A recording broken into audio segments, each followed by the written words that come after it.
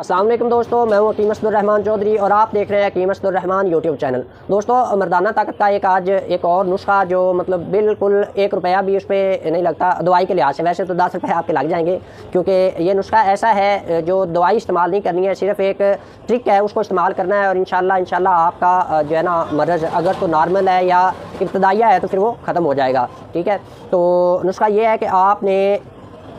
ہر روز بلا ناغہ، گرمیوں میں تو یہ بالکل ایزی ہے، بندہ نہاتا ہے، ٹھیک ہے، تو یہ ایزی ہے، ٹھیک ہے نا، لیکن اگر ہر روز نہیں تو ہفتے میں جتنی زیادہ جلدی آپ کریں گے اتنی زیادہ آپ کی مردانہ طاقت ہوگی، ٹھیک ہے۔ تو آپ نے صرف آپ کی انڈر شیو جو ہے، بال ہیں زیر ناف، وہ آپ نے ڈیلی بیسس پہ یا جتنی جلدی آپ ان کو صاف کیا کریں گے اتنی ہی مردانہ طاقت آپ کی زیادہ ہوگی، اور یہ سنیاسی نسخہ ہے، ٹھیک ہے۔ اکثر لوگ دوائیوں پہ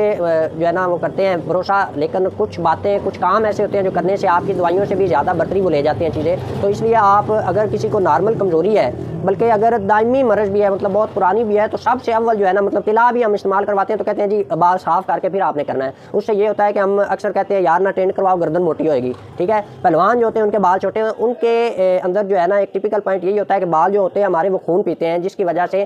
مطلب گروتھ ہے وہ ان کی